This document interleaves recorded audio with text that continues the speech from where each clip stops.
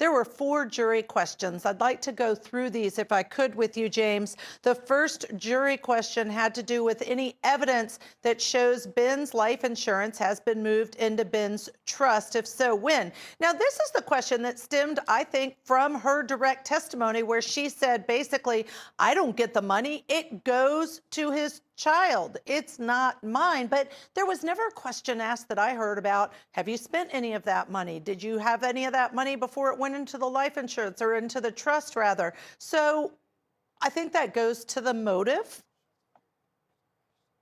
Absolutely. The jury's trying to figure out, does she really have a motive to kill her husband when he's the father of her child? And they have, obviously a dysfunctional relationship, but he's successful in bringing money in that does seem to tend to support her. But does she have something greater to gain by having him dead? And the jury's trying to figure out if that's true. And it doesn't sound like the evidence was really brought out in the prosecution part that she actually received that money. And the jury wants to know the full story here.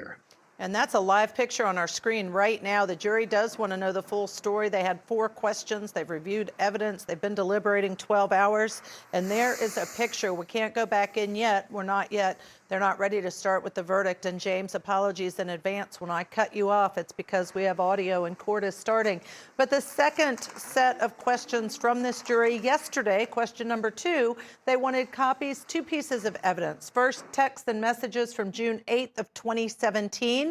And the other is the video from the bank and the convenience store that Ashley Shaw and Rachel Hunt, 2 witnesses who testified that worked at the spa with the defendant, claimed they visited on June 8th of 2017 to establish an alibi. And these are pieces of evidence that were admitted into evidence that they could then see. What are your thoughts around the request to look at those 2 again? Well, it just seems the jury is trying to see whether or not Lindley is setting up an alibi in terms of and the individuals that she's communicating with are setting up alibis. But that is curious evidence because it doesn't go, especially the video, it doesn't go directly to Lindley's alibi themselves. So maybe the jury is looking at, look, are they setting up this alibi?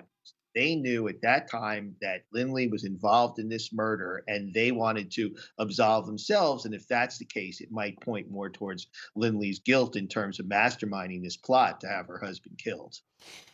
Let's talk a little bit about the evidence in terms of what was contradictory or not in your mind. So we know that Lindley says, I didn't do it. Michael Humphrey did it. We know that Michael Humphrey has been convicted first degree for this murder, but he got on the stand and testified, I didn't do it. She did it, meaning Lindley. We know that Rachel Hunt and Ashley Shaw testified, but there were some inconsistencies in their testimony and who said what when. All of that put out there, doesn't it mean that this jury really has to make a decision about credibility?